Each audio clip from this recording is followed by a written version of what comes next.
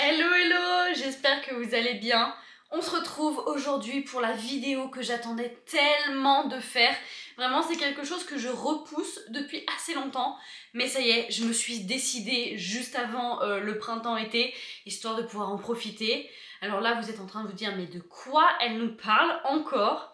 Eh bien, tout simplement, vous l'avez vu dans le titre, j'ai refait mon balcon. Pour être très honnête, je suis dans l'ambition de refaire des pièces de mon appartement parce que en vérité ce n'est pas mon appartement, c'est celui de mon chéri, et maintenant qu'on habite ensemble, j'ai envie de m'approprier un petit peu mieux les lieux, sachant que c'est lui qui l'a fait, c'est lui qui l'a décoré, et c'est pas forcément tout à mon goût, et surtout on va dire que l'organisation de l'appartement, les rangements, etc., la praticité de l'appart ne me convient pas plus que ça. Bref, vous allez voir, il y aura sûrement plusieurs épisodes, notamment ce balcon, la cuisine et la salle de bain, mais j'en dis pas trop pour le moment.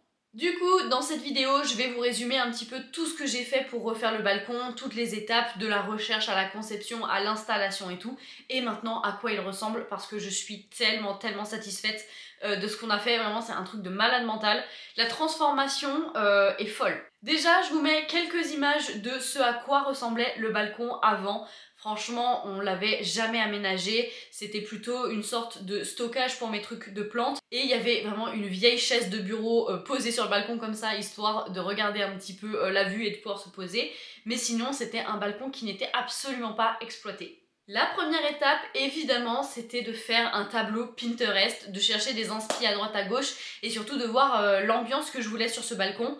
Pour être très honnête, c'est assez compliqué, vraiment les images qu'on voit sur Pinterest, ça nous permet d'avoir des inspi, mais vraiment pour recréer des ambiances et des trucs faisables à la maison, moi je sais que je pars vite dans tous les sens, donc c'est assez complexe. N'empêche que j'avais compris tout de suite qu'il fallait que je refasse le sol, et c'était ça qui allait pouvoir en fait donner une ambiance un peu plus cool à ce balcon, et c'est la première étape sur laquelle on s'est mis d'accord avec mon chéri, c'est qu'on allait poser un nouveau plancher sur cette terrasse parce que le sol de base est ignoble. Donc première étape déjà, faire du repérage sur Pinterest et en magasin pour voir ce qui nous plaisait, ce qui nous plaisait pas, et surtout eh bien, nous donner une petite idée du budget qu'on allait devoir mettre là-dedans. Franchement, pour être très honnête avec vous, on ne s'est pas fixé forcément de limite de budget, c'est son appart à lui, et donc ça ne le dérange pas d'investir pour que cet appartement soit plus cher à la revente ou quoi que ce soit, vraiment d'investir dans cet appart à part entière. Moi je sais que je me suis mis un petit peu quelques freins sur mes ambitions, mais franchement j'ai l'immense chance d'avoir un chéri qui m'aide à ce niveau-là et avec qui je peux me répartir les coûts de ce qu'on veut faire.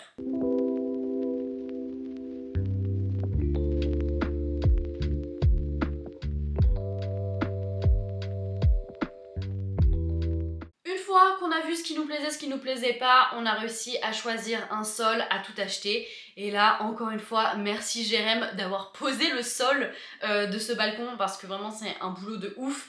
Moi j'aurais été toute seule, je serais pas du tout partie là-dessus. J'aurais très clairement mis de la fausse pelouse ou alors des sortes de petits caillebotis faciles à poser. Mais là on a fait un vrai sol de terrasse balcon.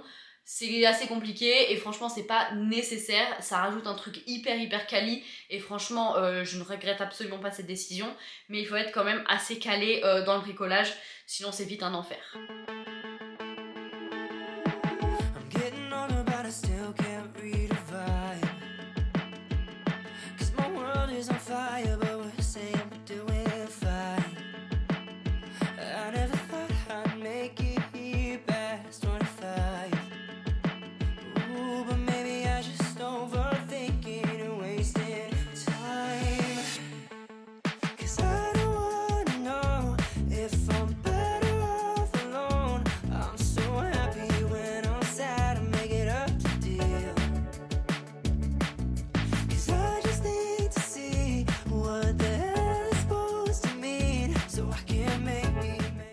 Déjà une fois le sol posé, ça changeait déjà tout à l'ambiance de ce balcon, vraiment on voyait qu'on pouvait l'aménager, ça nous l'avait même un peu agrandi en fait visuellement, et surtout on voyait la surface qui était exploitable, et ce sol foncé comme ça faisait tellement plus propre, tellement plus classe. Et ensuite, l'étape d'après, c'était évidemment de choisir un salon de jardin.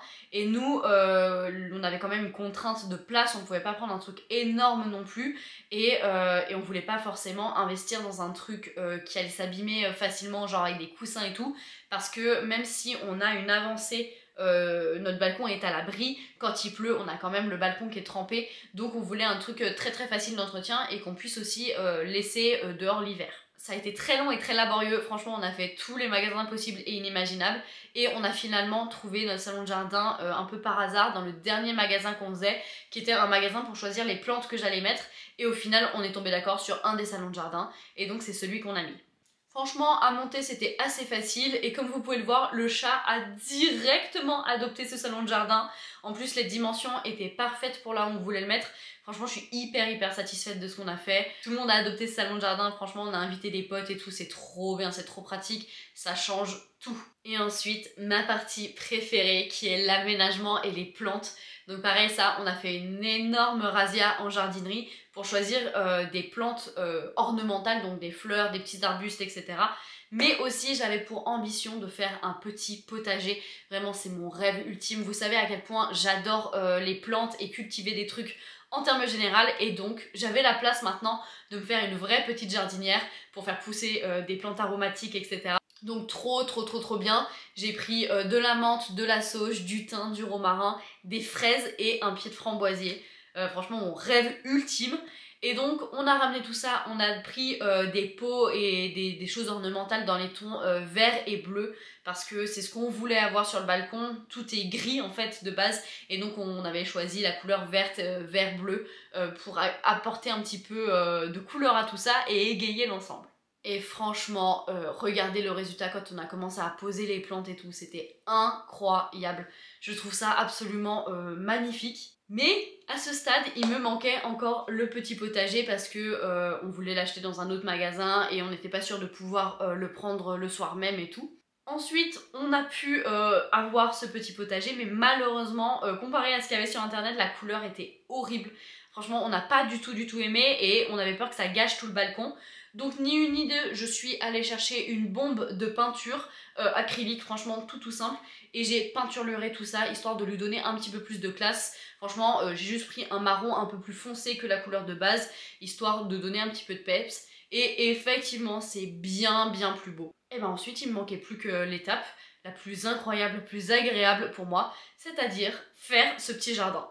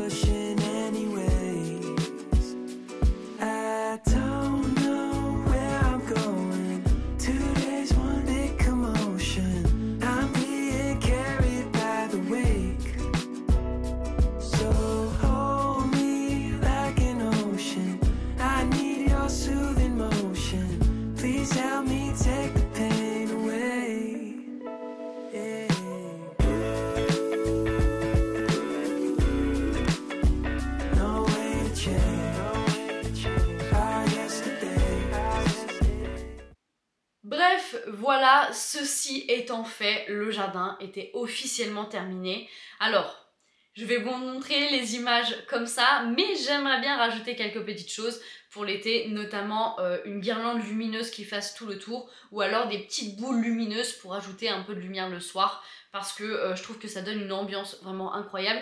Et nous, on n'a pas l'occasion de mettre genre une applique murale ou un truc comme ça derrière, donc soit on a la lumière de l'appart, soit il faut en mettre des petites dehors. Je pense que je ferai ça cet été, mais pour le moment on n'en a pas forcément besoin. Mais voilà à quoi il ressemble. Franchement, je suis tellement satisfaite. Je trouve ça incroyablement beau. Et surtout, maintenant, j'ai vraiment envie d'aller exploiter ce balcon, d'aller lire dehors, d'aller manger dehors, etc. De prendre soin de mon petit jardin. Donc vraiment, c'est de nouveau un espace qui est vraiment habitable, exploitable et sur lequel j'ai envie d'aller. Franchement, ça va faire 1 an que j'habite dans cet appartement et ce balcon, j'y suis allée que très rarement. Tout simplement parce que, à part s'asseoir par terre ou sur cette vieille chaise de bureau, ben on ne pouvait rien faire. Voilà. J'ai pas plus de conseils à vous donner que ça, à part faites au feeling, faites avec des matériaux qui vont durer. Rien ne sert d'aménager un balcon si en fait l'année d'après tous vos matériaux sont tout pourris et tout. Franchement voilà, ça sert à rien du tout. Essayez d'investir quand même un petit peu. Je vous dis pas de dépenser des 1000 et des 100, mais essayez de faire des choses un petit peu quali. Si c'est juste parce que c'est instagrammable, ça ne sert à rien. Et puis évidemment, l'individu qui adore ce balcon et qui l'a vraiment validé, c'est lui. Vraiment, à chaque fois qu'on ouvre la porte, il fonce sur les sièges, il fonce voir le petit jardin et tout, il adore passer du temps dehors. Donc écoutez, voilà. Ah mon petit père, tu squattes le balcon, hein. T'es bien loti, toi, t'es un vrai petit prince. J'espère que cette vidéo vous aura plu. Dans tous les cas, je vous l'ai dit, il va nous rester encore 2-3 petites pièces à refaire dans cet appart. Donc n'hésitez pas à vous abonner, à liker cette vidéo si elle vous a plu. Et on se retrouve potentiellement pour de nouveaux épisodes. Et dans tous les cas, nous on se retrouve la semaine prochaine pour une nouvelle vidéo. Ciao ciao.